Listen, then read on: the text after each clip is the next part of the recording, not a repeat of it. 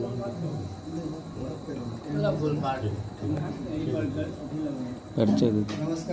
नमस्कार।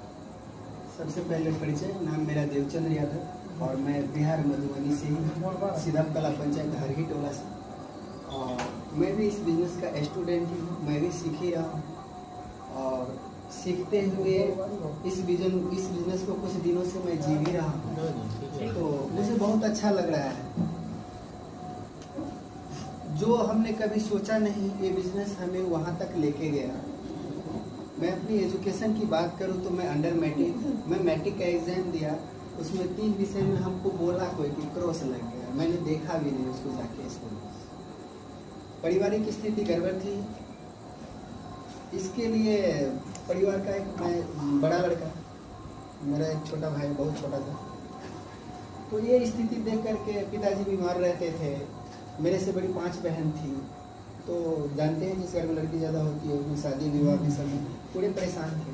तो ये सब स्थिति नाजुक थी। ये सब देखते हुए मैंने डिसीजन लिया कि अब हमें पढ़ना नहीं है, अब हमें कहीं ना कहीं आमदनी का स्रोत के लिए हमको कहीं ना कहीं कोई जुगाड़ लगाना है। तो इसके लिए हम यहाँ से बाहर चले गए, मुंबई गए। मुंबई के बाद दिल्ली गए, दिल्ली के बाद फिर हम गुजरात गए।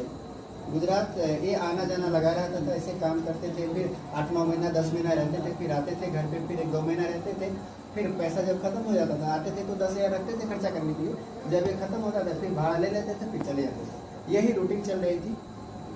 इसी के दरमियान हमें ये जैसे अभी ये होम मीटिंग हो रही है, इस ऐसी ही मीटिंग में हमें जाने का मौका मिला। जो वो मीटिंग हमारे गाँव में ही थी, उसी मीटिंग में हमको बैठने को मौका मिला और हम बैठे। नाइट का ही टाइम था और निशाद सर का प्रोग्राम था। एक बार नाम आ गया था और मैं चाहूँगा एक बार। और तो ऐसे ही बैठे और एक प्लान दिखाया गया जो आपको आगे दिखाई देगी।